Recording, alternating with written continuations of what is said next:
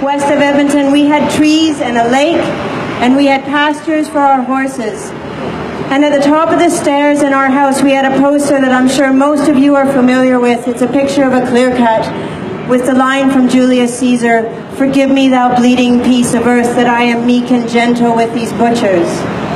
I thought I understood the sentiment of that poster, but it wasn't until a cold and wet spring morning that I had a true awakening, thanks to this guy right here, Mr. Bobby Arbus. It was the first morning that I woke up in the Carmanah Forest. And standing in that forest, I realized I'd never actually been in a forest before. Not a forest where the layers of life and vitality were as tall as the trees whose tops I could not see. I did not know there were that many shades of green. I did not know that the quality of sound could be so different, that the air could feel alive, that water could saturate every molecule.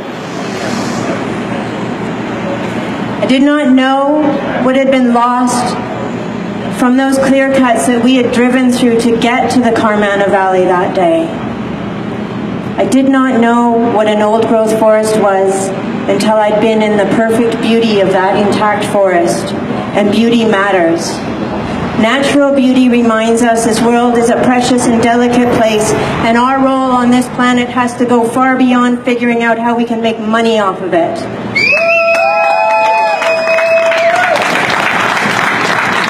2,500 years ago, Aristotle said, "In all things of nature there is something of the marvelous. How dare we take that beauty, that marvel from future generations for the sake of a few dollars?" How is this government trying to justify their decision to allow one of the last stands of intact old growth to be cut down? One trick is to redefine old growth, and to measure it not by whether the forest has been standing for hundreds of years, but by what percentage of trees are less than 75 years old. Using that logic, no forest that has the capacity for self-regeneration will be considered old growth much longer. Or they might tell us that trees have no value or that we don't understand the science. Words are used to reshape reality to meet short-term needs that are the product of an economic system that has lost its right to operate in a world ravaged by industrialized destruction, by climate change, and by the steady erosion of democracy.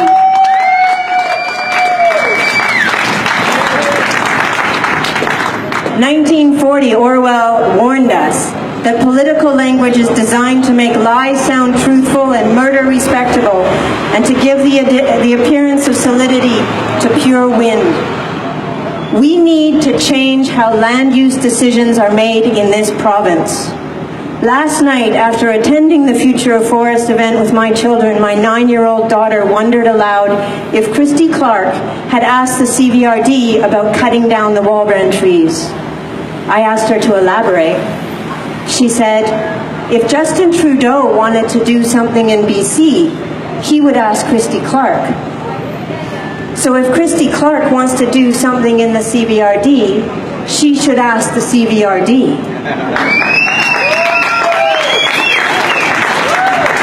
A 9-year-old child can grasp the logic of local input and local control of land use decisions. She understands that the people who live on the land, who depend on the water and soil, should have a right to be participating in decisions about that land. She understands that local communities should not be forced to accept clear cuts in their backyards. They should not be forced to accept open pit mining operations 2 kilometers from an elementary school. They should not be forced to accept gravel quarries on valuable farmland. They should not be forced to accept an LNG plant in their inlet. They should not be forced to accept the destruction of a river valley for the sake of hydroelectricity that we don't need. And they should not be forced to accept biosolids from urban centers looking for easy disposal of sewage waste. And they should not be forced to accept a contaminated landfill at the headwaters of their watershed. Yeah.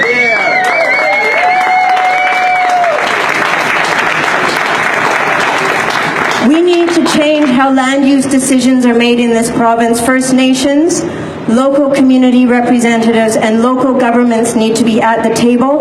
They need to be leading the process.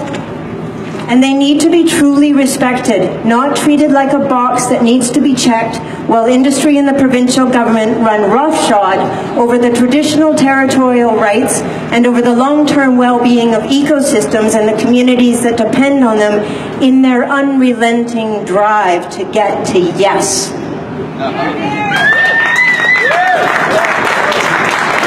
We need to leave old growth standing.